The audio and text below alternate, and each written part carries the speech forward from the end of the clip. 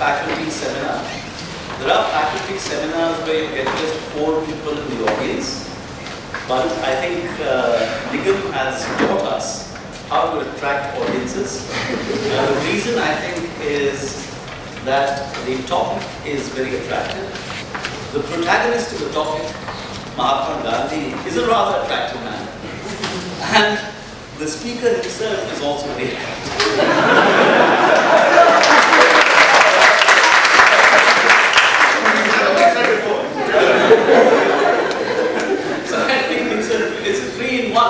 Which has made a lot of people come to this seminar. We all know Nigam, and yet I don't think we know him very well. For example, I knew him as a lawyer, but I didn't know that he's a political philosopher as well. He has a DPhil from the University of Oxford, and he's been practicing and teaching several legal law subjects, taxation, corporate law, commercial law, political philosophy, law and justice. And he has a PhD which basically speaks about political philosophy and legal philosophy and the implications of legal and political philosophy for judicial reasoning. And as I said, the subject, of course, is absolutely fascinating. How would Mahatma Gandhi teach politics? And I'm sure we are going to be listening to something very insightful. Thanks.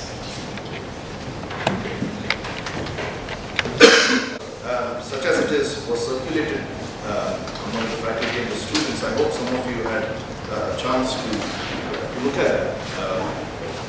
I'll be reading out portions of this paper.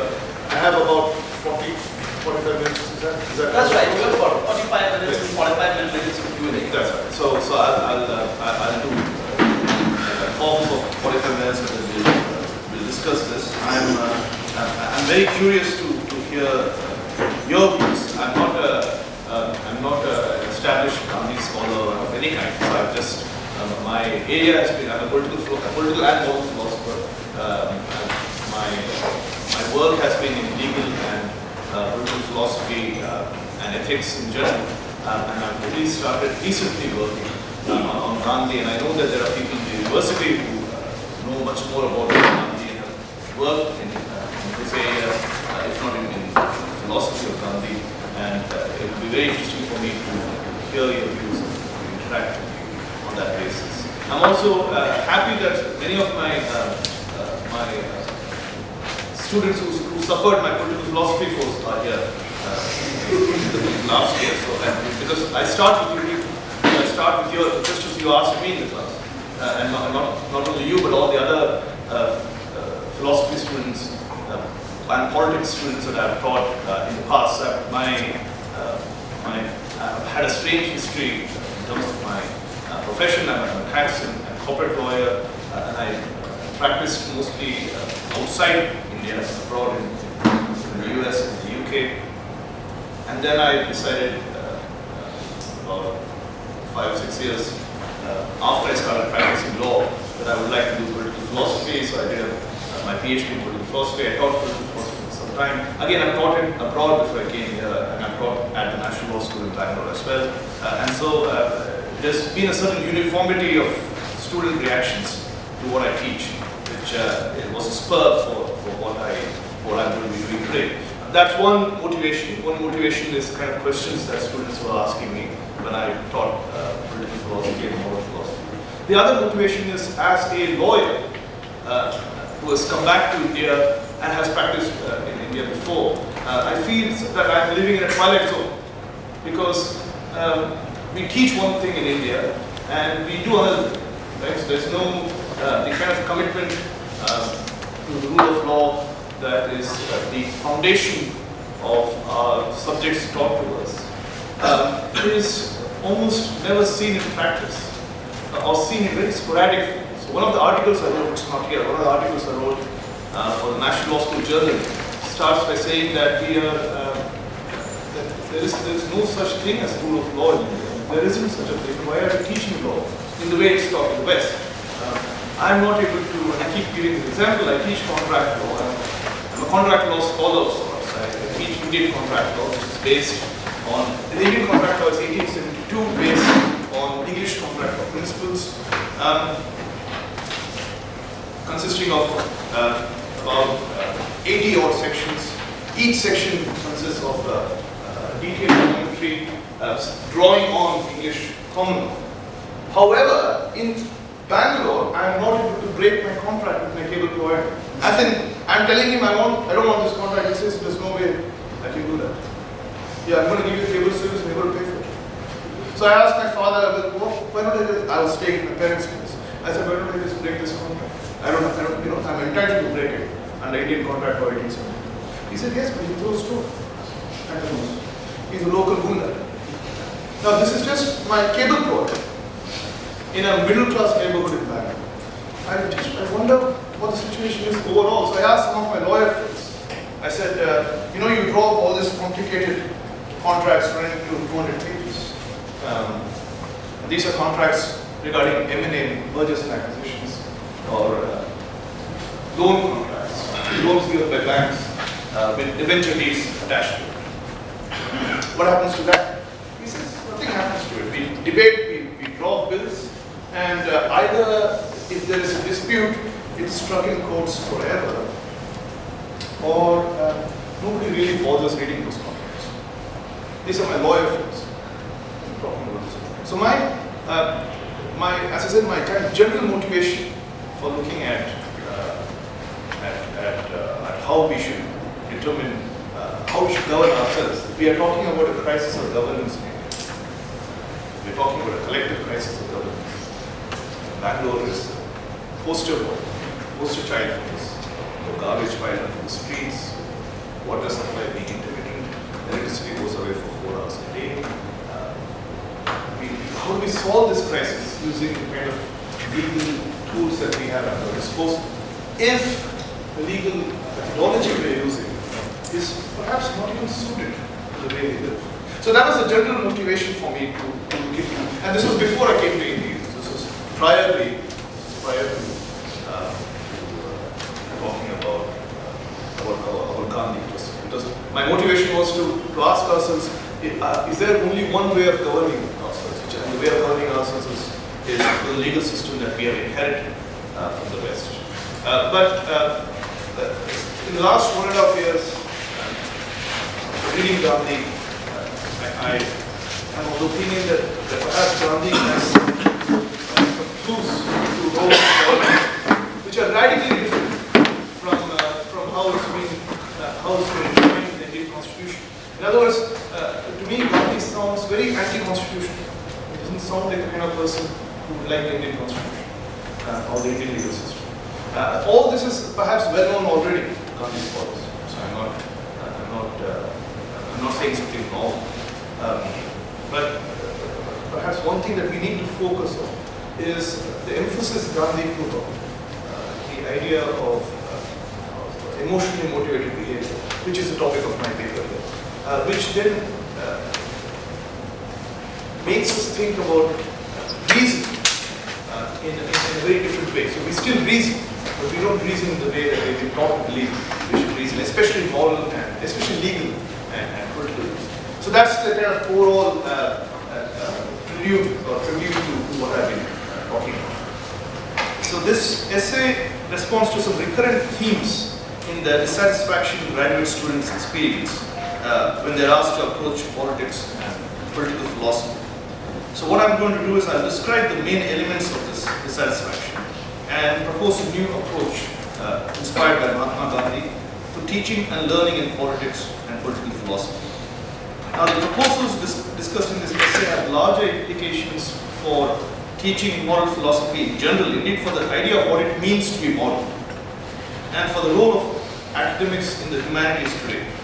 But these implications would have to be studied in more detail in a much larger piece. This piece doesn't do that, justice for that. Now when students learn politics and political philosophy in the classroom, I'm talking about some of you here, their problems with the syllabus tend to follow the following broad patterns.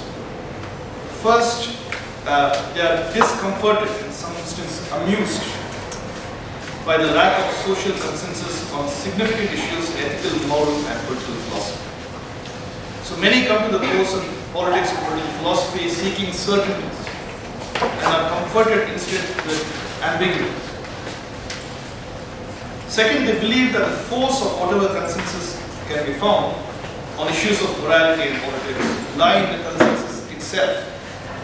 So anything normative, what we ought to do, if there is some certainty about that, it is purely conventional.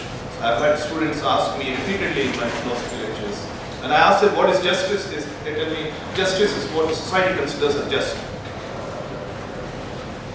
And they believe that, therefore it appears that they find it hard to understand how it can be otherwise.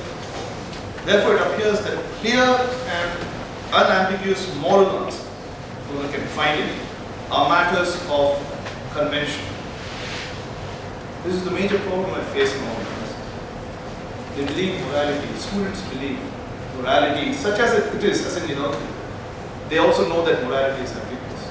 There are ambiguous moral answers. But they believe that where answers are clear, it is entirely conventional. It's what the society is asking us to do. That's just. Third, and this follows from the first two problems, the students are asked to depend on their convictions in answering difficult problems in politics on which there is no consensus. In addition to the problem that convictions are subjective to every person, students are also worried that their convictions are somewhat unstable. Their strong convictions have changed over the years. In fact, the stronger the conviction, the greater the probability it will change after some time. Finally, and this relates to all the three dissatisfactions mentioned above, there appears to be a radical disconnect between what they like about the study of politics and the politics that's taught to them in the class. Politics for them is about the excitement and possibility of democracy, the benevolence of the welfare state, the immense possibilities and great problems with the implementation of state policy. Instead, the students are taught complex models of justice and a variety of fairly bewildering theories of political obligation.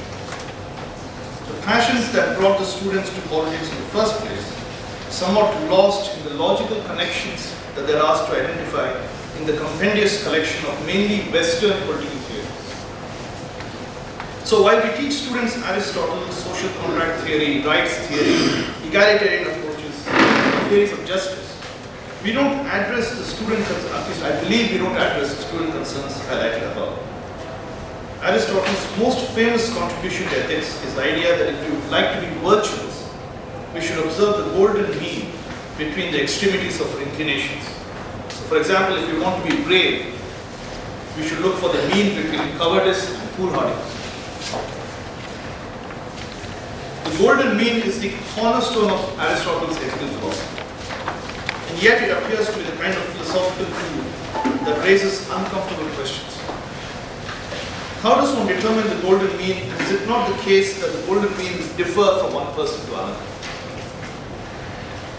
So recent scholarship on Mahatma Gandhi's philosophy has brought out the following claims about his approach. So let's see how do we address his student concerns. Let's see what Gandhi has to say, what Gandhi's philosophy,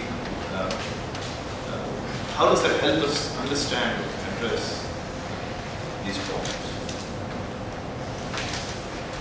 Recent scholarship on Mahatma Gandhi's philosophy has brought out the following claims about his approach. First, Gandhi did not believe that abstract principles of morality guide our actions. Or at any rate, he didn't believe that abstract principles alone can play that. Further, Gandhi believed that everyone ought to live according to their convictions of what is the right and the wrong. Again, remember the word convictions. You just realize that convictions are inherently unstable. Gandhi did not appear to be concerned with the implications of this approach, namely that people might differ in their convictions. Finally, Gandhi, like Kant, was not concerned with the consequences of actions alone. What mattered to him was that the actions accorded with his convictions about what was the right thing to do.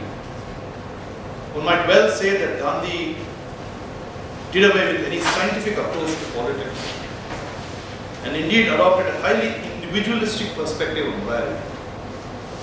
So morality for Gandhi was a matter between the individual and his conscience. If that is so, can we teach Gandhi's ideas of morality to our students? These are not questions for the amusement of guests at summer get-together. If morality and politics are as Gandhi envisaged these domains, there are in consequence radical implications for the way we live and our relationship with each other. We must first ask what is Gandhi's conception of morality, and then ask how should we approach the teaching of politics. The answers to both these questions are so far-reaching as to radically alter and define my argument's persuasion, our understanding of morality and politics in general. So the Gandhian, I put forward the claim, so this is where I'm really saying some things that are that might be startling and open to controversy. The Gandhian moral tradition is a story about the role of faith in determining our actions. Faith ensures that one understands actions of moral worth to be motivated by certain emotions. And I'll make the connection in a little bit, just laying out the proposition.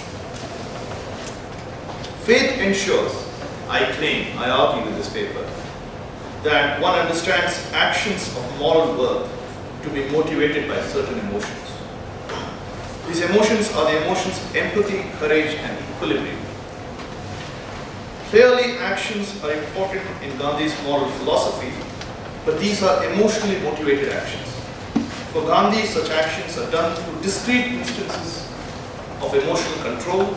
That is, one acts morally because one is motivated by the emotions of empathy, courage, and equilibrium, and that one actively disregards other competing emotions such as anger, envy, greed, lust, etc.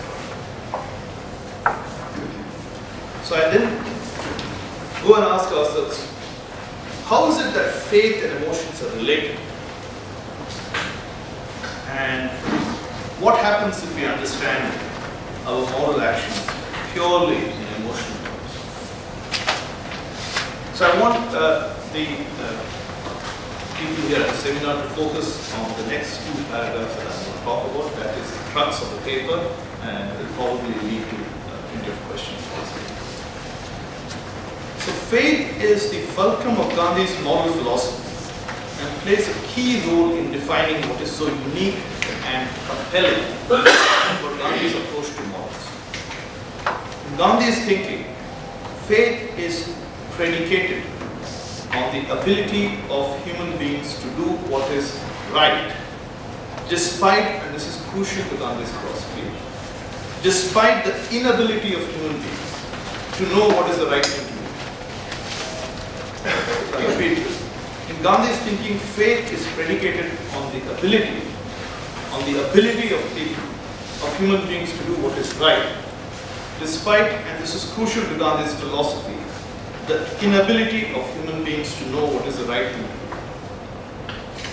and the inability of human beings to determine the circumstances.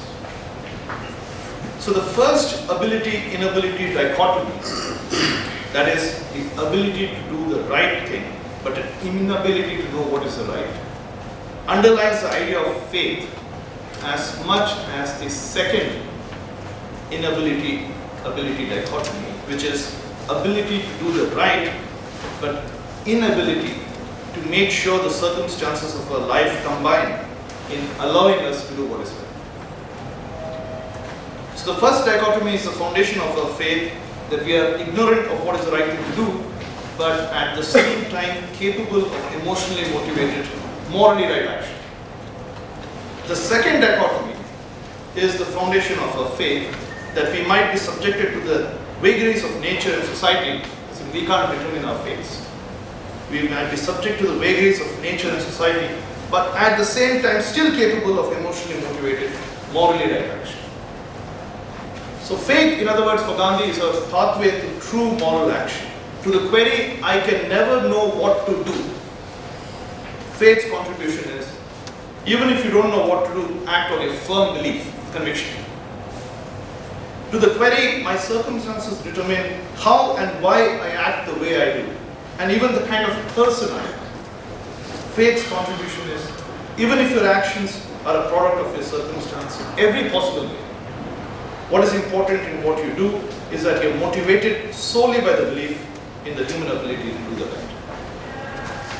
So a great votary of faith, Gandhi insisted, as all of you know already, on searching for the truth, experimenting with truth, pursuing truth. And his terminology demonstrates the dichotomies in human abilities discussed above. Faith makes us appreciate and submit ourselves through the emotions discussed above to the goodness of the human ability to chart the right course. Our search for the truth is primarily an exercise in faith that takes a number of forms, each of which have implications for how we act and how we relate to each other. Faith means making up our minds on what to do. A lot of us don't do that. Faith means making up our minds on what to do, however frustrating this process might be to us, and to stick to our decisions, however hard it is for us to do so. Faith also means letting go of our decisions once we are convinced our decisions are wrong. In other words, faith leads naturally to courage. So these are the connections I'm making between faith and emotionally motivated action. Courage has other startling implications, which because of Gandhi's unique contribution is now associated with non-violence. Courage means acting solely on what one believes to be right, and therefore anger, greed, lust, envy, pride are emotions that have no place in morally motivated action. So when one removes these negative emotions from one's life, one is being non-violent. Note that violence is being defined here in terms of emotionally motivated action, except in this case, it is the negative emotions that I know. Crucially, the idea of non-violence in Gandhi's philosophy, at least this is my argument, is not concerned with the consequences of one's actions, but the motivation behind one's actions. So this distinction is readily available in an example, and Gandhi himself gives his example in one of the letters he wrote, where a person threatens another person with bodily harm. The person threatened, if he has come to the conclusion that there is no other recourse, can resist the threat with bodily harm as a last resort because he is motivated with what he believes is the right thing to do. The consequences, namely an occurrence of bodily harm, is accommodated within Gandhi's philosophy because the key point is the emotional motivation behind the actions and not the consequences of the actions. If on the other hand the actions of the threatened person were motivated by any of the negative emotions mentioned above, it would be a case of violent action. Notice that the resort to bodily harm in Gandhi's philosophy is an extreme action undertaken only in rare circumstances. Gandhi was against the modern state for precisely its tendency to make violence normal and typical rather than abnormal and occasional. The modern state, with its institutional emphasis on blame and sanctions, has the unfortunate effect of both subverting the ability of individuals to think for themselves as well as encouraging anger, hatred, and disgust towards our fellow citizens. In fact, Gandhi was against any tendency that led to violence. So, for example, he thought modern machinery would lead to greed and lust for the consumption of more resources and acquisition of higher profits, leading ultimately to violence. Faith also means respecting the ability of other people to make the right decisions. For, as we have already said, they have the same human ability and therefore are indistinguishable in all important respects from you. This means not hurting them, not harming them, helping them take decisions for themselves, and making sure the decisions, which if in my opinion is devoid of the negative emotions, is given as much importance as anyone else. It means trying as much as possible to recognize and respect this ability in people and learning from such an ability. In other words, faith leads naturally to the emotion of empathy, which includes not only compassion for others, but also one's wholehearted support for inspiration communities, the members of which inspire and are in turn inspired from each other to act on faith. Faith means trying to ensure that one's thought process shifts from the general, say violence non-violence is immoral, to the particular, eating meat is immoral, and vice versa, until we experience the emotion of equilibrium. Faith makes us think, use our reasoning power, but also acknowledges that we cannot know what to do, as I said before. The most we can do is to have a consistent set of thoughts, think through our problems patiently and rigorously, and then act on the emotion of equilibrium. At this stage, we have acted on faith and not on knowledge. Faith results in the focus on individual decision making because it's in the nature of one's pursuit of moral truth that one can pursue it only through discrete decisions of emotion control. Human beings do not have the ability to know the truth, but by having faith in their and in others' abilities to take the right decisions, they act morally. Such a faith requires them, as explained above, not only to be motivated by the emotions associated with courage, empathy, equilibrium, but also actively keep at bay the negative emotions discussed above, such as anger, lust, greed, and envy. In fact, Gandhi and many of the controversial stuff that's written about Gandhi is because he was most interested in cultivating the ability to take actions motivated by the right emotions. This essay will note below that the cultivation of this ability needed constant practice as well as a community of individuals who inspire each other. Faith needs of everyday activities that Gandhi believed would improve one's capability to act on the right emotions and avoid the negative emotions. It's in this context that we appreciate his emphasis on the spinning of khadi and his emphasis on manual labor. It is the activities of our daily lives that we cultivate the conditions that result in the exercise of the right emotions. We must, Gandhi would claim, continue to practice empathy, courage, and equilibrium directly by helping people and standing up for our convictions. But at the same time, we must try to cultivate our ability to counter the negative emotions. When we are active in our lives, performing activities that require and test our patience, that make us perform activities as a service for others rather than ourselves, we learn slowly and haltingly to avoid anger, greed, and lust.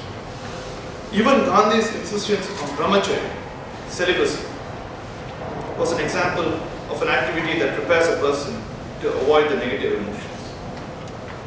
So morality so now I described what I thought were the problems in the learning and teaching of politics. I've described what I've learned, what I thought was Gandhi's contribution to this subject through his confidence in faith, through his ideas of faith. And I want to spend the next 15 minutes talking about what the implications of this approach are. So morality as emotionally motivated actions has some implications that must be spelled out. First, the vocabulary of morality must stress on the emotions that motivate actions. Moral actions must be justified not in terms of abstract principles only, but in terms of emotions. Second, morality in the perspective of emotionally motivated actions does not normally result, in my opinion, in accountability for persons that fail to be moral. The idea that someone ought to be held accountable for not conforming to certain moral principles is not a position that is intelligible in the Gandhian moral tradition, discussed in this essay for multiple reasons. Blame is broadly inconsistent with the vital role empathy plays in Gandhi's morality. Equally important is the idea that a person acting on empathy, courage, and equilibrium is acting on what he feels strongly, which by definition dilutes the idea of a common standard to be imposed on people. Except in rare circumstances, which I discussed below, everyone ought to be allowed to live their lives according to their lives. Now, this is a fairly controversial point because our whole legal system in India and elsewhere is predicated on blame and accountability. In fact, our whole legal system will be unrecognizable if we do away with blame and accountability. From as mundane an act as the Indian Contract Act, right to the Indian Penal Code. Our idea of regulating human behavior is to find someone to blame and then to punish them. Gandhi's ideas were aimed precisely at upsetting that foundational structure of our legal system. So one of the things we need to discuss in this class is this completely and utterly utopian? Or is there some sense to what Gandhi says? We're all part of the system willy-nilly. Yes, in fact, that it's not going to change. We're going to finish the seminar, we're going to go out, we're still going to have this. We're going to continue to be part of the system of sanctions. And there are people who believe that sanctions are the foundation of our collective existence. All the major Western political philosophers believe so. Hobbes believes so. Locke believes so. And even Rousseau believes so. And if we are to talk about collective action, collective efficient action, without a sanction behind it, without a system dedicated to blame and accountability behind it, it almost seems impossible. And yet, it looks like Gandhi's philosophy was founded on that kind of system. Third, morality in the Gandhian tradition has an important imitative element. The relevant emotionally motivated action can be learnt only by observing oneself or other members of one's community.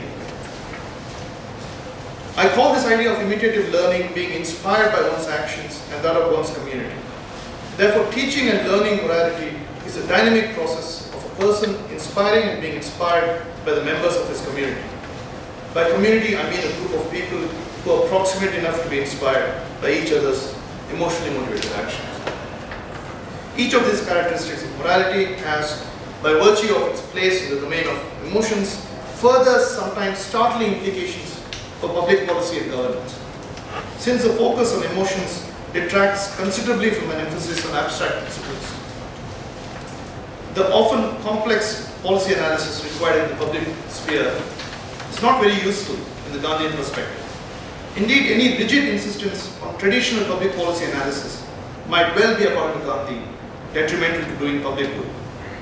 The most important public policy challenge in the Gandhian tradition is the identification of people who are good at inspiring emotionally motivated action. Legislation should consist of broad principles that enable the development of communities in which individuals are inspired to act compassionately, courageously, and with equilibrium. The law cannot create such communities by fiat. The most the law can do is to create the conditions in which inspirational communities will flourish. That is, the conditions in which the members of the community can inspire each other. The whys and wherefores of such communities cannot be set in advance, but can only be developed under the guidance of legislation that is capacious enough to allow the development of such communities. Since there is no question of blame in the Gandhian moral tradition, we must do away with the discourse of punishing people for the sake of retribution.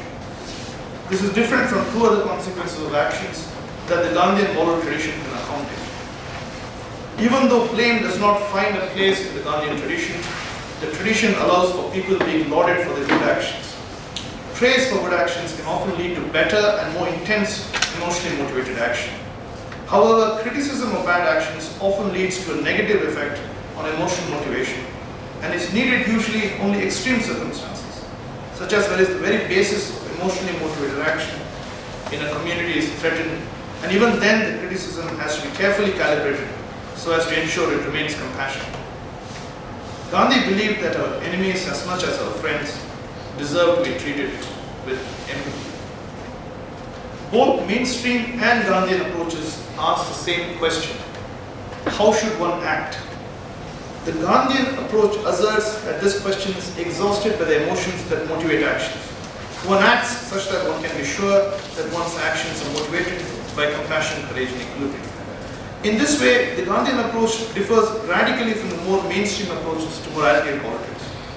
For the Gandhian approach does not focus on any characteristics of or consequences of actions other than the emotions that motivate a person to act.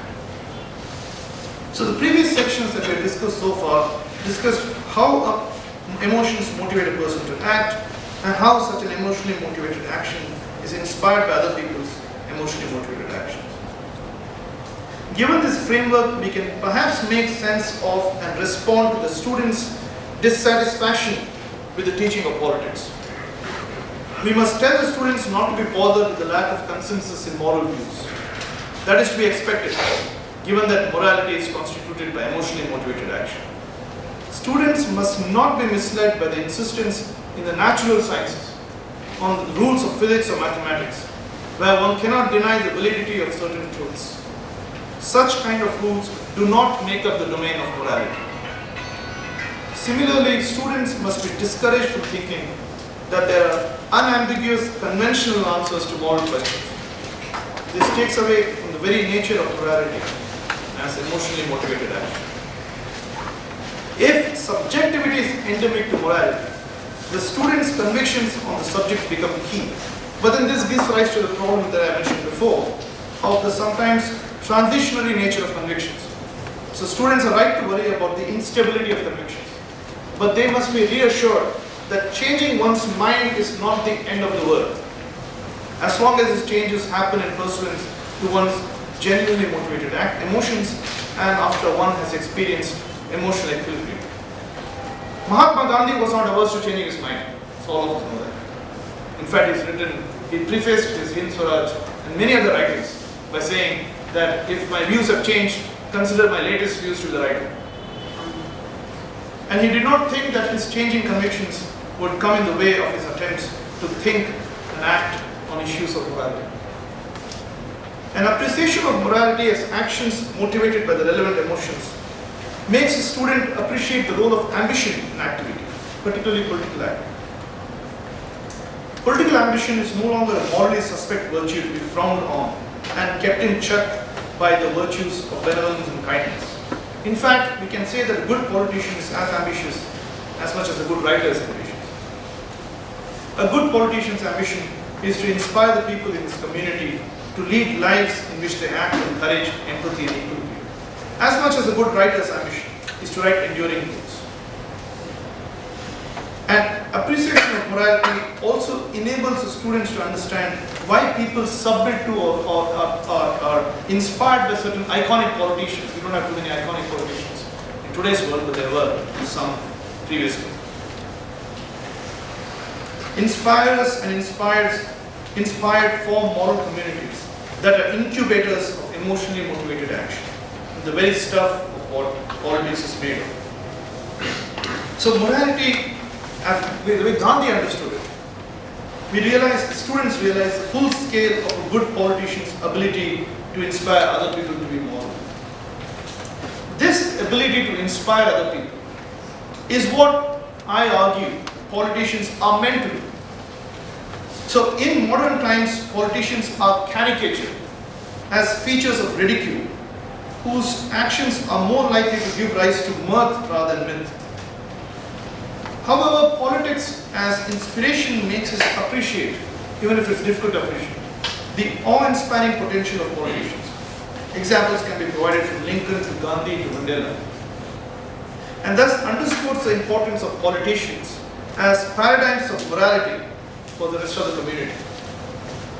Students must learn to understand the key role played by politicians in the learning by imitation framework required by people to emote the right emotions. Finally, politics as inspiring emotionally motivated actions encourages the student to participate fully in the emotions that make up the good life. The student learns the importance of compassion, courage, equilibrium in our actions, and the role of the politicians as exemplars in inspiring such emotions. Political philosophers ranging from Aristotle to Plato to Hobbes to Locke to Rawls to Dworkin can be read as scholars who are participating in the general traditions of describing in their own way such emotionally motivated action. Their work ought no longer to be taught as a set of moral principles that has legitimacy because of its abstract nature. Instead, students must adopt what I believe is an aesthetic view towards the work of political philosophers. Rawls' work on justice has elements of empathy, courage, and equilibrium that inspires us.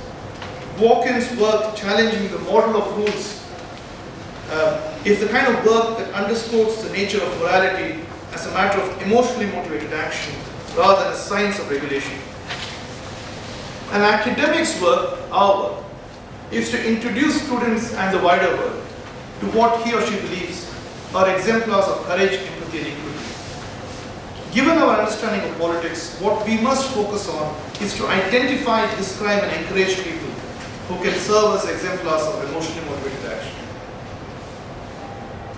We cannot teach people how to act on the relevant emotions, but we can enable or inspire them. So in this respect, in my opinion, politicians and academics are both doing the same job. They are both enabling people towards emotionally motivated action. Politicians do it by being paradigms or exemplars of empathy, courage, and equilibrium. Academics do it by describing paradigms or exemplars of empathy, courage, and equilibrium. So the mainstream discourse on morality, in my opinion, is impoverished because it ignores the importance of emotions in determining the status of actions. In the domain of morality as Gandhi conceived of it, we are good when we live in such a way that certain emotions motivate us to action. If we are convinced that political morality is constituted by emotions, moral actions can be learned by attempting to do political actions and by observing and learning about what politicians do. Our politics curriculum must be planned to incorporate these two features in its pedagogy.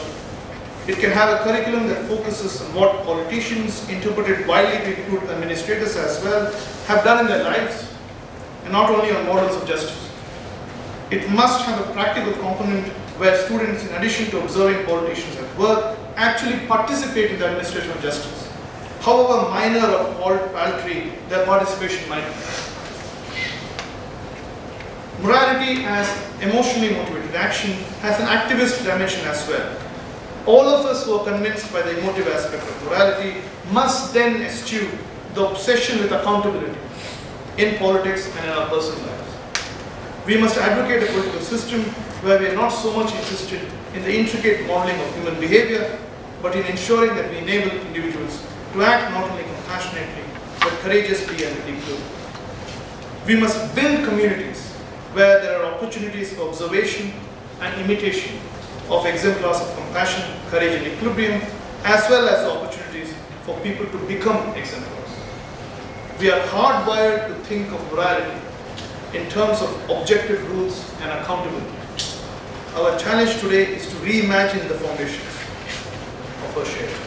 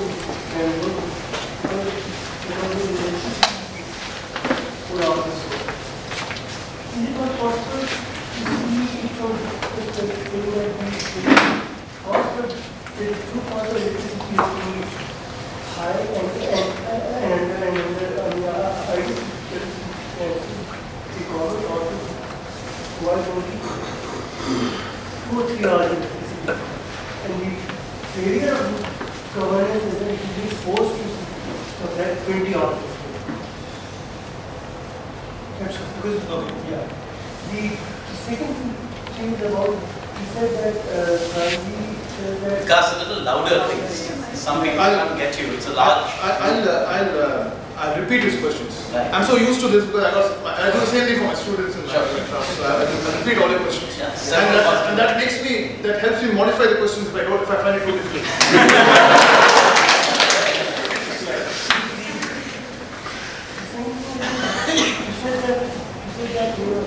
You can learn about correct, conduct, communities of people who are. Just thinking that if you were to have compared Gandhi only with Western political theories, philosophies, if you look at the Indian tradition, almost all of them are unanimous in saying that true dharma is the one practiced by people who are dharma. Now, who are true dharma? Then this circularity thing. But they try to address this. So if you compare people like Gandhi, find that even Gandhi does not page numbers from Dharma Shastra, Artha Shastra, and anything, but he's someone who is actually aware of all these traditions, and he freely regionalizes without giving page numbers.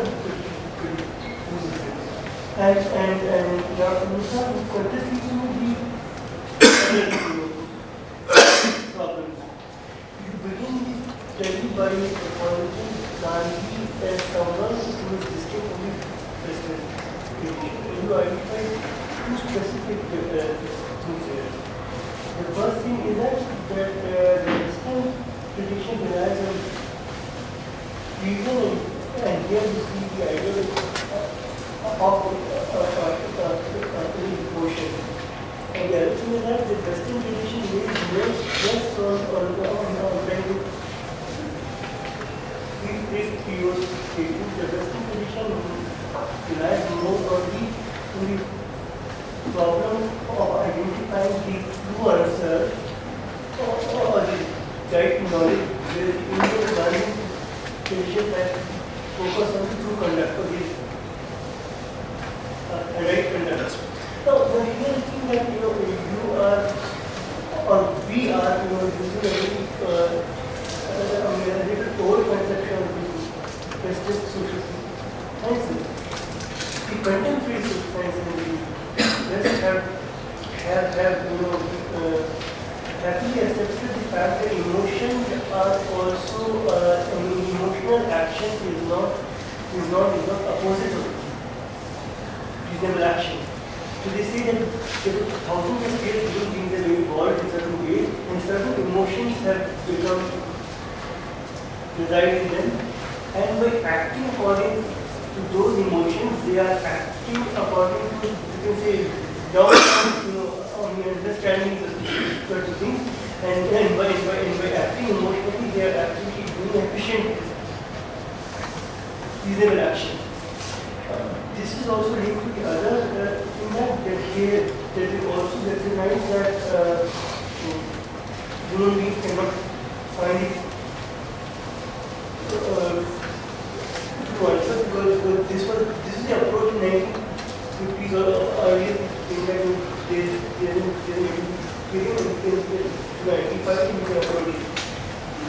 now the most easy present you can understand that pedagogy may or may not exist. And even if it exists, you may not be able to find it and teach it. Human beings do not, and then go on to add that human beings do not act based on the true knowledge. They act based on some stereotypes, etc. So the divide between the West and Gandhi might not be as sharp as you might think. Shall we stop here? Yeah, no, I think I'll just repeat the question, so and I'll answer each one. I think the first question was about how do we characterize? I think that was your point. How do we characterize misgovernance in Bangalore, for example, but I suppose any other city, and there could be various reasons for the inefficiencies in delivery. Electricity, for which the government may not be to blame. It may be several other reasons for it. So I'm not sure if I got that question right. My only response to that question was that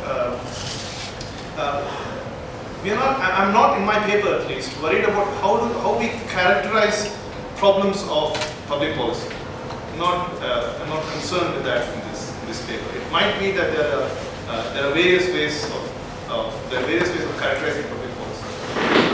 And one of the things that Gandhi believed in, that I've stated in my paper, is that we may not even begin to address a problem in politics by first asking a prior question: who is responsible, and therefore who is to blame? Right? So I might even, for me, my problem is that the electricity problem that you mentioned, our paradigm is we start by asking, well, whose fault is it? And then we try to address it, rather than by asking, how do we address this collectively, without laying blame or sanction on anybody. In fact, I think we're almost hardwired to do that in our society. So there, just a few, maybe last year, there was this scare I don't know if any of you read in the papers, I mean, there have been many such scares, but this scare is particularly interesting to me. Where, apparently a lizard was found in some lunch food given to students, and then they all were sent to, all the children were sent to hospital. The first question was asked, where did this lizard come from? Who is to blame for this lizard? Whose fault is it that this lizard turned up in this food? Right? Somebody said it's fault of ISKCON, who was doing, was performing services of this sort gratis for several years, continues to do so. So the police went and arrested some people from ISKCON, saying you are responsible for the lizard. How do we, first of all, why are we going down this route? Why are we going down this route of asking who takes ownership of the lizard? Because we are asking this question because we are hardwired into a sanction-based system. We are hardwired to ask, as soon as the 9/11 event happened, which country should we blame? Should we blame Iraq? Well, if we can't blame Iraq, we have to make up something. We are hardwired into thinking that our response to regulation is through blame and sanctions. Right? So that was my only response to that.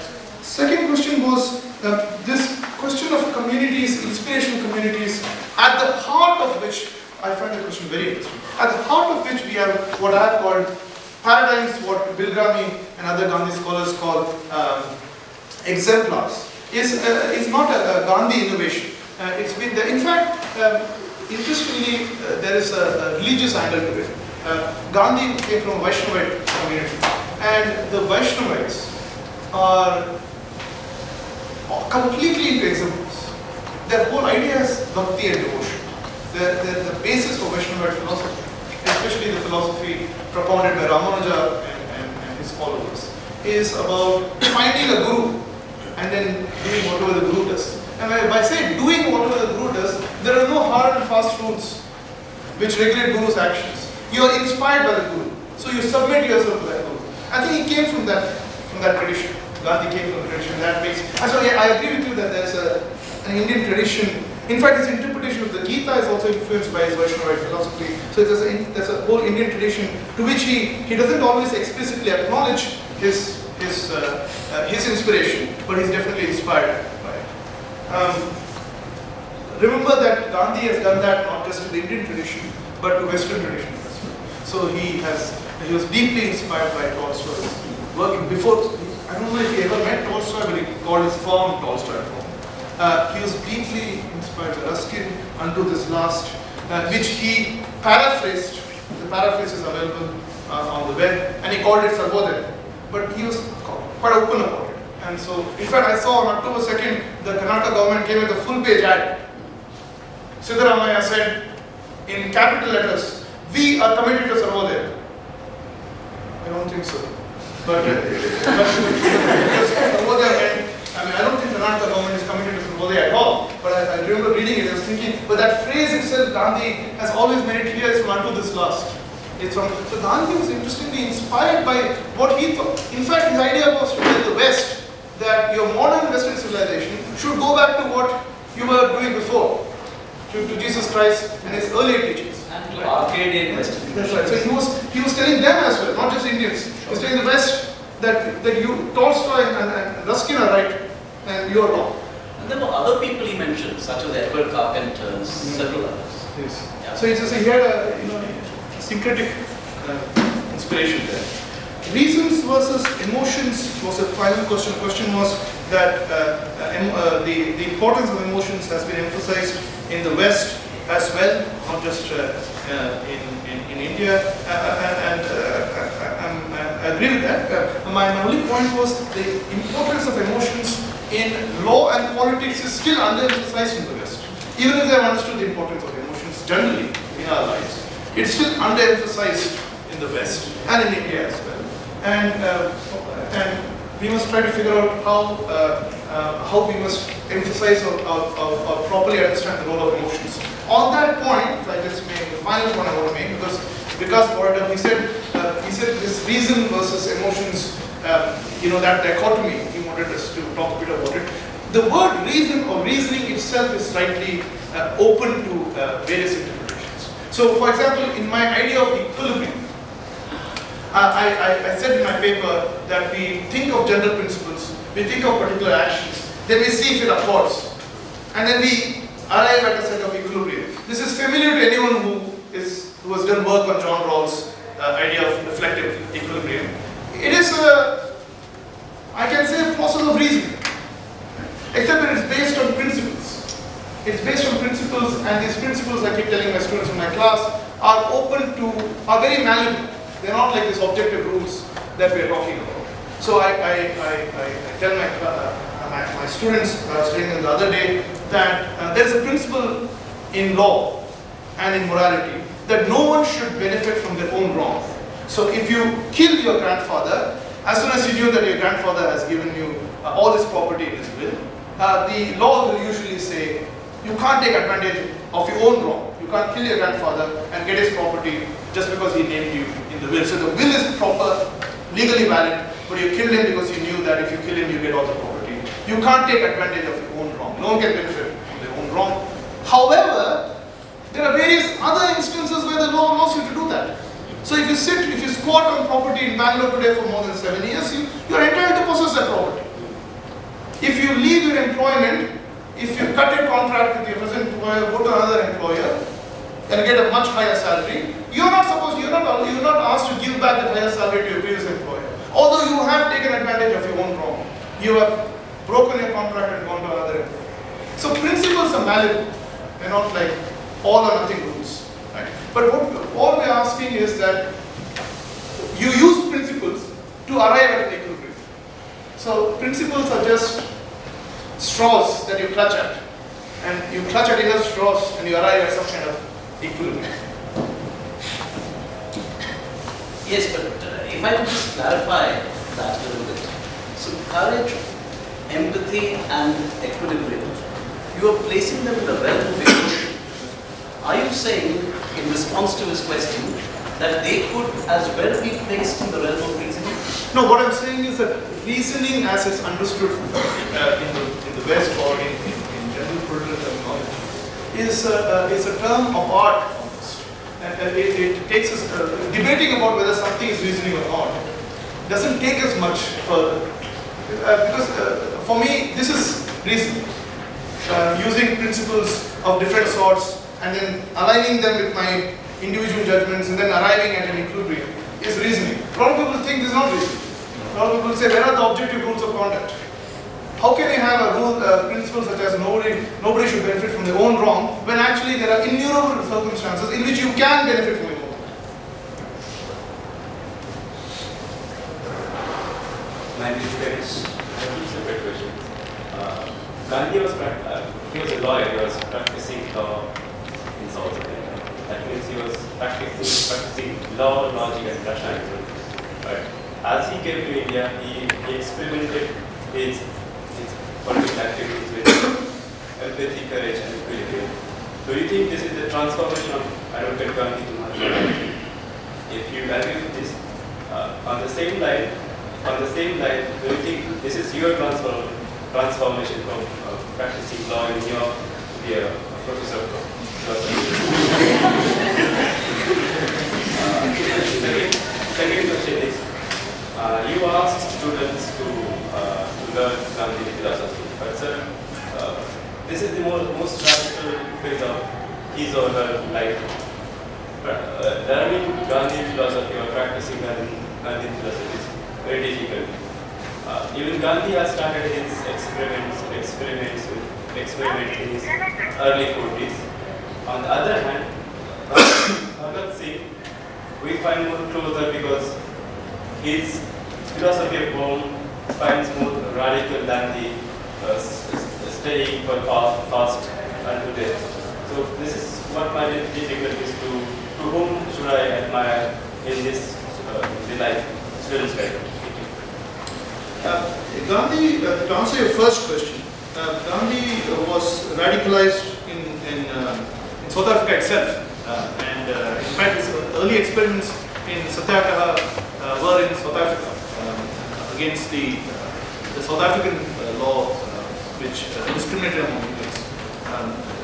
So I think that South Africa sent him back as a Mahatma. He went there as a Gandhi. New York did nothing to me.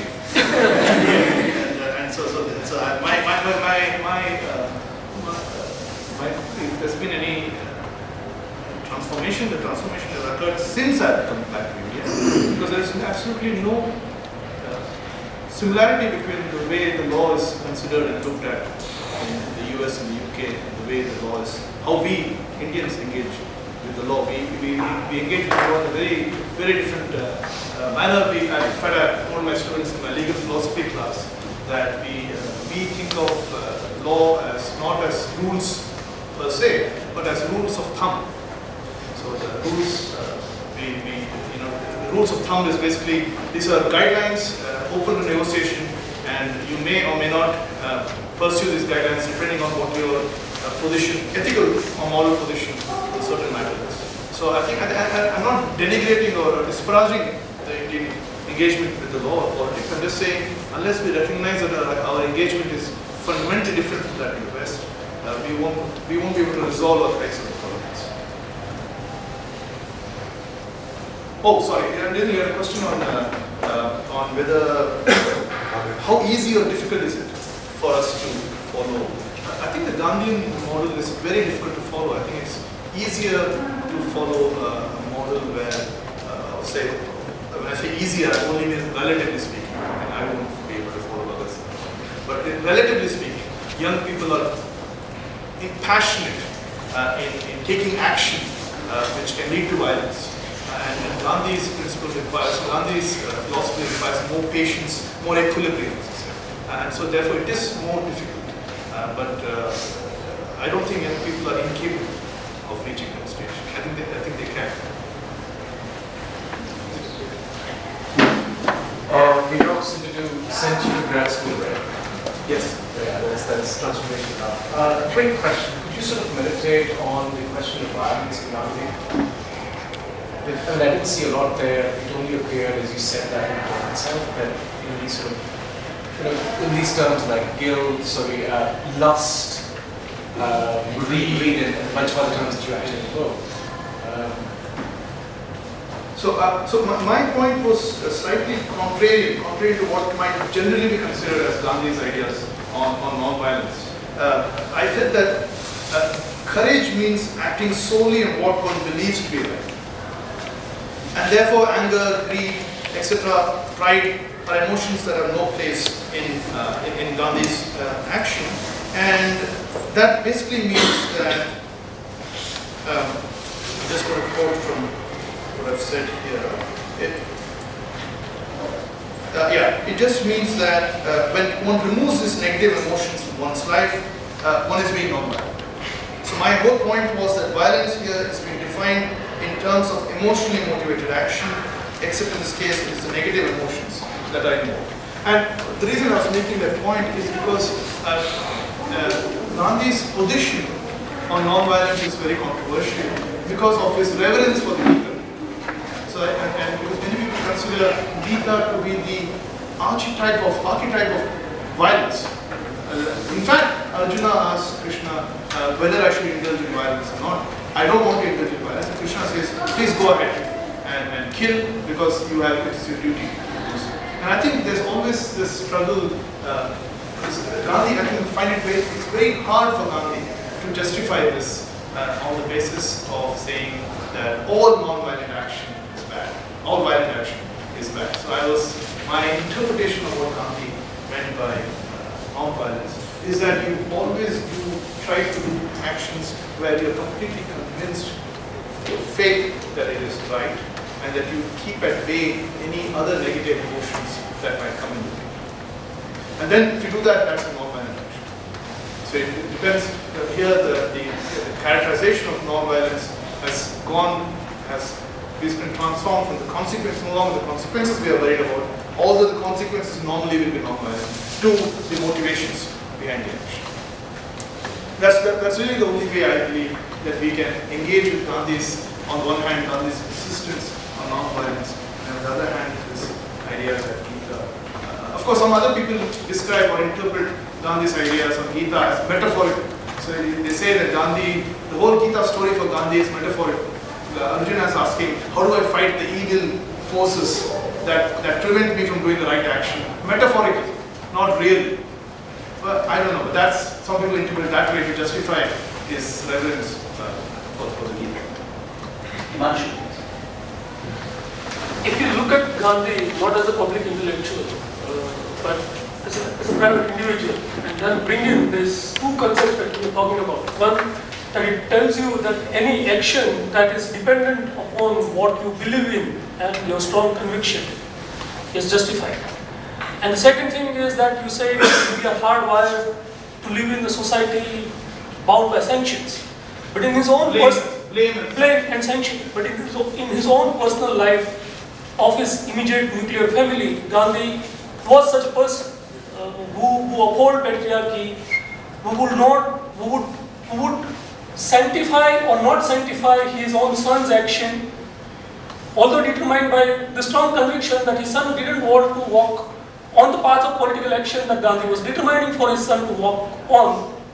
And his son had started walking on the path of Satyagraha. Harilal was not someone who was not initiated into Satyagraha and all. And there has been long conversations that has happened, at least that's what Harilal's biography and Gandhi's biography have told us. Now, if you look at the way Gandhi lives his personal life as a flesh and blood individual, dealing with his own immediate family members, and the way the course of life takes on for Harilal till 1942 and thereafter, has a strong then consequences of how Gandhi and Kasturba has to think through and come to terms with this particular individual who was part of the family and who in some way has gone away from the family but still remains part of the family. So, how do you read that tension in this? Yeah, so I think that's the other thing I was going to talk about. The fact that Gandhi was accused at various points of time of dominating other people according to his views of what right actions were. But so there we have to be careful. We've got to understand what we're discussing. So I don't know if Gandhi used blame and sanctions to dominate other people. I don't think he might have still dominated, but not through the medium of blame and sanctions. And by that I mean that you must do as what I should do, otherwise you ought to be punished for. That kind of talk, that kind of approach. I don't think Gandhi did that. Maybe Gandhi didn't have to do it. People were in awe and were following. But we must be clear that Gandhi, I think, was consistent. He was completely against any sanction or blame-based way of regulating other people's conduct. We have completely gone away from that system. But I think he was quite consistent.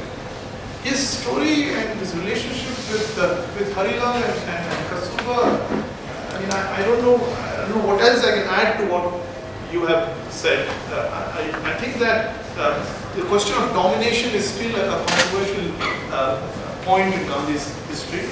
And again, perhaps the only way to address it is by looking at what is the meaning of non-violence. How do you ensure in your relationship with people around you that you're not violent to them? And by violent, I don't mean only physical violence, I mean emotional violence, making them do something against them, something like that. And again, I come back to my interpretation of what non-violence is, which is that as long as I'm able to keep negative emotions at bay and act only on courage, empathy, and equilibrium, and the conviction that what I'm doing is right, I'm being non-violent. Nigam, I have one question about the category you use, the category of equilibrium.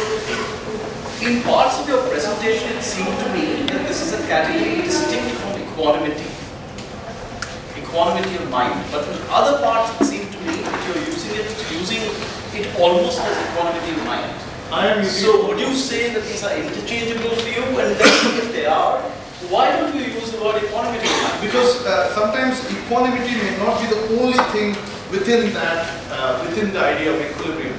We might have, and again, this is part of the Vaishnavite tradition to which I think Gandhi belongs. Equilibrium can include a sense, should in fact include a sense of balance, equanimity, but also it ought to culminate in wonder, contentment, and tranquility, which I think is slightly different concepts, but which are equally important to a person who has achieved equilibrium. In other words, if I have a sense of overwhelming contentment and tranquility, that will be also a state of equilibrium. Sure.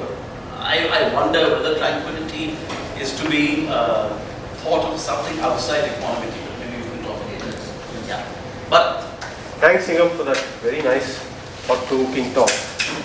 The point where I am coming in is in the last part of your talk, where you were talking about common problems encountered by students and what are the kind of basic takeaways for them.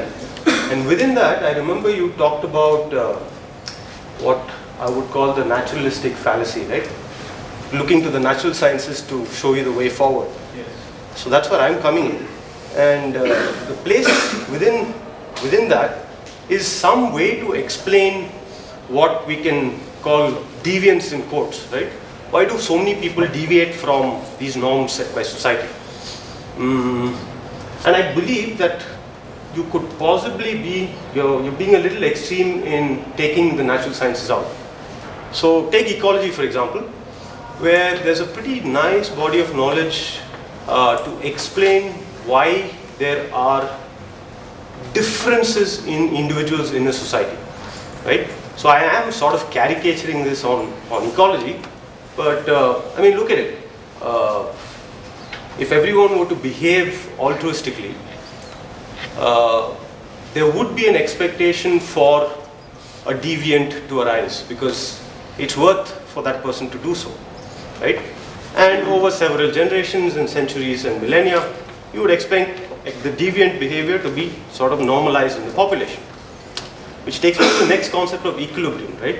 So you talk about a lot about equilibrium, but I'm not quite sure that it exists in that sense of a point in time where things are sort of what you expect and what you get in real life are the same. It always goes up and down.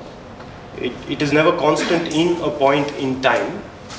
You reach equilibrium only to get away from it, which sort of explains why governments have gone from the far left to the far right in the course of a century.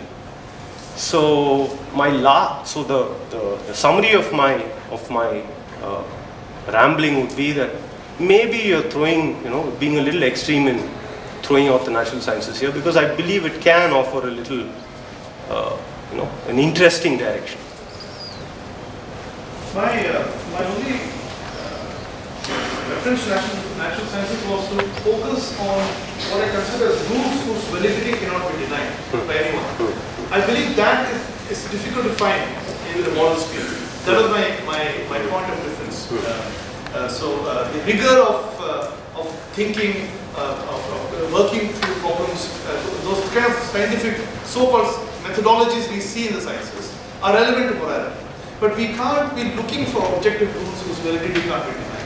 Rules of multiplication, division, association. That we don't have those kind of a law. Those kind of objective laws. Yeah. We can't, at least in the Gandhian tradition, it's futile to look for that kind of those kind of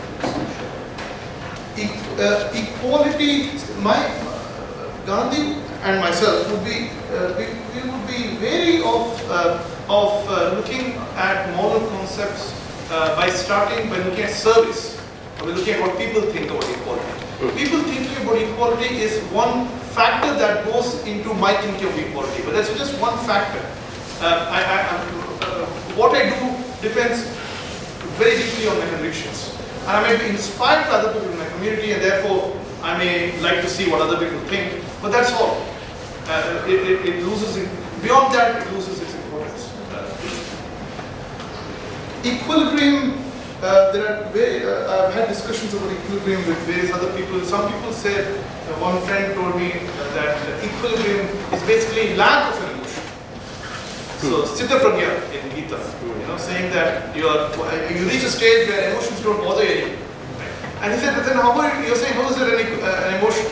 You use that as one of the most important emotions. So there's a debate there. My friend and I are having a debate. And you mentioned the impossibility of equilibrium. That we keep oscillating, but we never arrive at an equilibrium, right? So I think those are both debates worth having.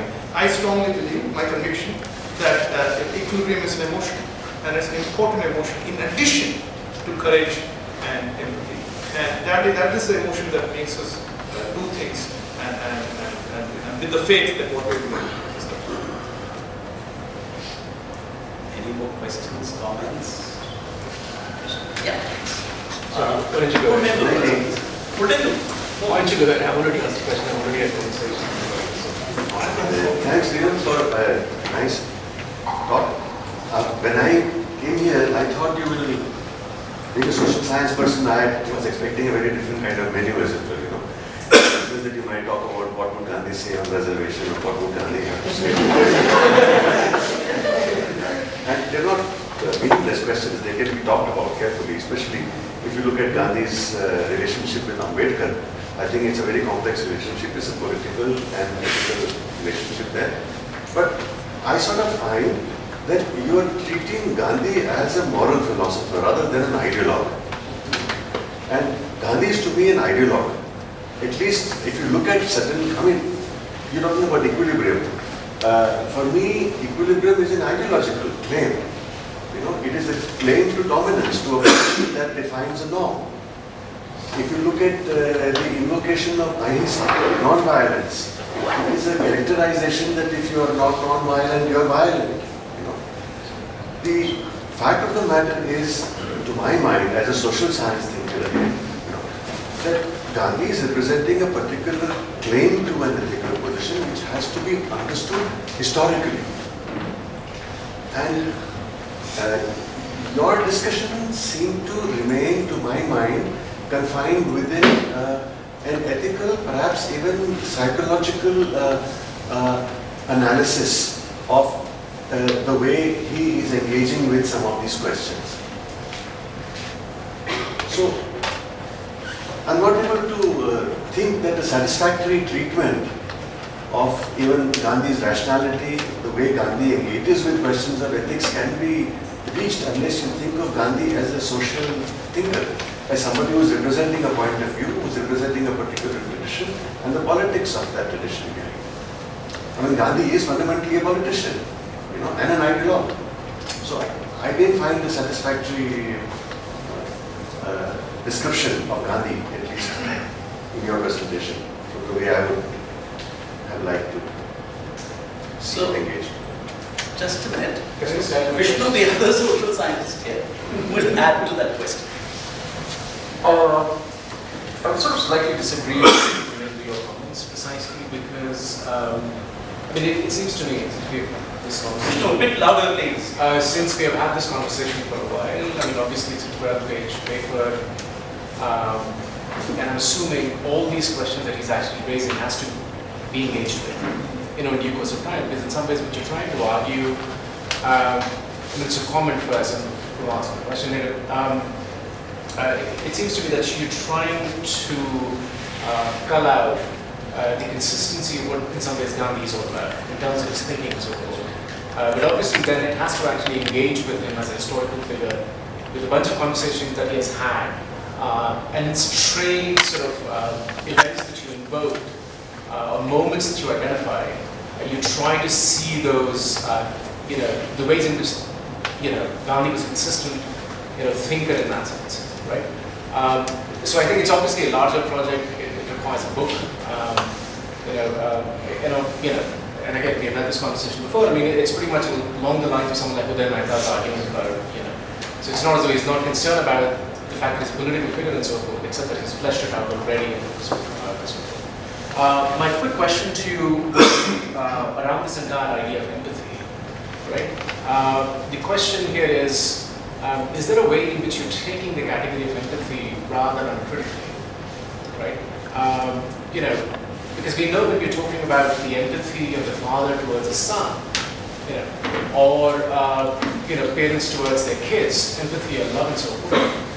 One of the things that we've learned over the last, at the very least, you know, the last 120 odd years of, say, Freud and psychoanalysis, but also through literature and so forth for the longest time, is that that empathy, you know, is not exactly about, it's not entirely clear it's about empathy or love. There are all sorts of ways in which anger, rage, aggression, and a bunch of other emotions are always over-determining what you're terming empathy. You know, so there are all sorts of very complicated ways in which one will then begin to understand, you know, what empathy in certain ways is all about, right? And so the moment, in some ways, you're grounding it on the idea of conviction, you're always already saying, since I'm convinced, and this is my understanding of empathy, you're always already making it problematic. You know, you see what I'm saying in some ways? I mean, so if you think of about the idea of the unconscious with someone like Freud, which you then begin to recognize that these categories like empathy, love, parental love and so forth, are always double-edged weapons. It's never that clear that that's what it's all about. So what then it does to your category of empathy itself, or your own belief in Gandhian notion of empathy, perhaps that then begins to answer some of the questions that Himanshu was raising. Right?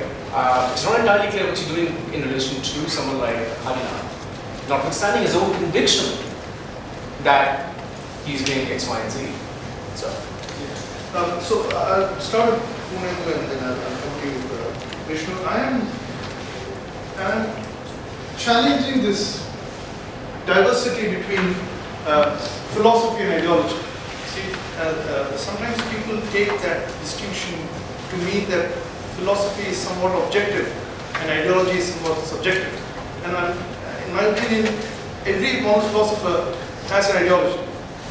And that it inevitable that in Gandhi's tradition, as well as what I'm sympathetic to, it's inevitable that when you express a moral point of view, you're expressing a moral ideology. So if by ideology you mean a subjective point of view, morality is all about subjective point of view. Morality is about convictions. So if that is what you meant by ideal, you mentioned the word ideologue, but perhaps you meant somebody who has a subjective point of view and who is propagating it or popularizing it. But that's what all moral philosophers do. John Rawls propounded, the best moral philosopher of all in the West, propounded a certain moral ideology of his own, which was a liberal moral ideology. So I don't think we can escape that. It's conviction all the way down. There's no Archimedean point, as they call it. There's no objective viewpoint from which you can say that there are these different moral philosophies. I don't have to choose between them. You have to choose. If you're a moral philosopher, you have to choose a certain moral position all the way. Okay. But of course, I agree with you that the historical context is missing. Both Vishnu and you pointed that out, and I will need to be there in my when this finally gets fleshed out.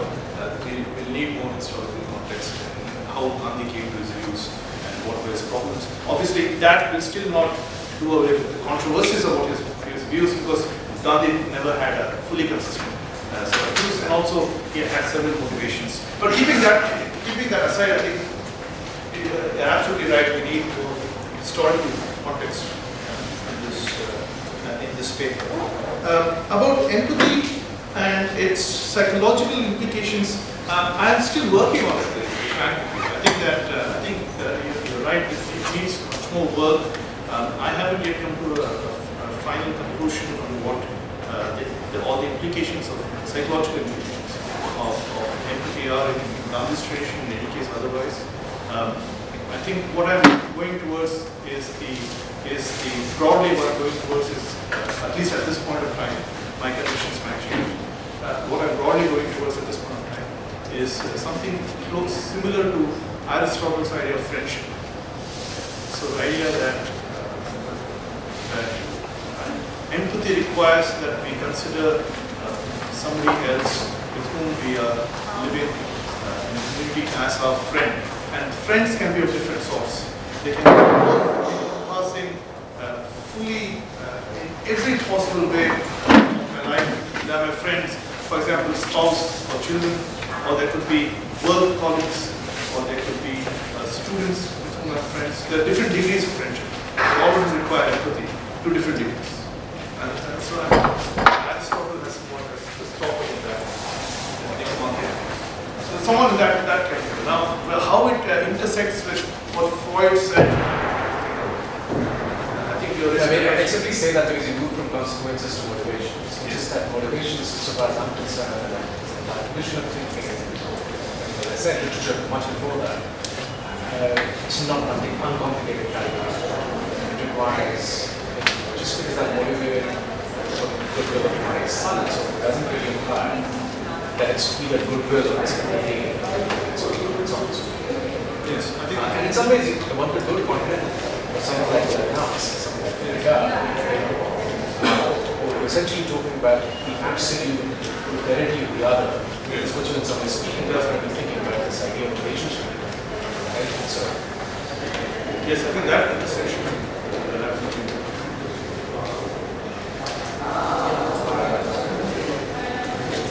Just a little later, there's somebody else here. Yes, please. Talking about convictions, even I would say Hitler had convictions, Hitler had ethics, Hitler had morals. But Hitler was never a Mahatma. Hitler had his flaws. But Gandhi being the Mahatma, did he ever contemplate that all the work that he has done, some of it might be unethical, as in case what his behavior with Netaji was when he was selected the president. So did he ever contemplate his actions? I think Gandhi would say we have the ability to do what is right. Ability, we might go wrong. We have the ability to do what is right. And therefore, keeping this ability in mind, we must have faith in our convictions. We might go wrong. I think Gandhi would be first right. That's the occupational risk of acting this way. Is that we might go wrong.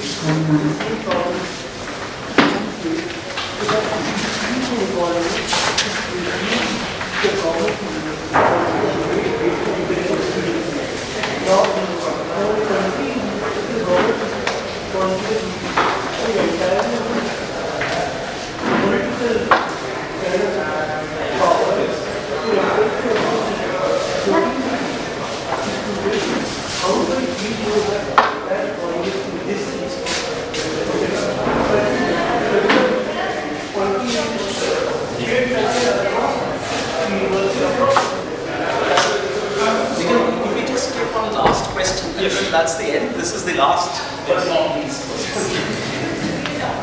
So you were saying about the principles by giving the two examples. Principles are noted. One is of grandpa's property and another is of changing law. So don't you think that it changes the definition of principle? Or rather, we are then using principles only as a stepping stone to acting on our convictions. So we say no one should benefit from their own wrong, but that is not a hard and fast rule. Sometimes we apply, sometimes we don't apply. We just have it in our mind, and it enables us to come to decisions. But there's no logical flow from that principle to a decision. There's no such logical flow. There can't be. In every situation we consider afresh whether we should apply this principle. The principle only helps us achieve some equilibrium in our mind. So in other words, you might say these principles are useless. But if they are useless, they are somewhat like, I don't want to say clutching at straws, they are supporting figures. We use them, you would say reasoning. We use them in a thought process to ensure that we achieve some equilibrium in our minds when we take it. Gandhi's philosophy is somewhat different from I think that Gandhi used principles, he didn't use rules. So he used, his whole life was based on certain principles. By which I mean that he wasn't saying everything that he did logically flows from those principles. As a matter of deduction. He couldn't have said anything except for the scaffolding that those principles provided, which is what he's doing. Yeah. Yes, so this question. So I'm fairly skeptical, I must say, of use of interval studies to base economic policies.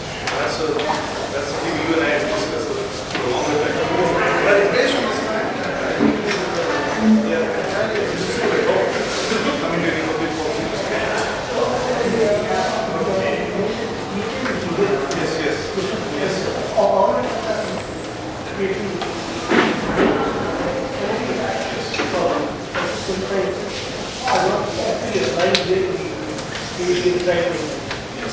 I think there will be a different combination. Well, I must thank you before people. Yes, sir. And thank you for a great invitation to a very reflective moment. It was enormous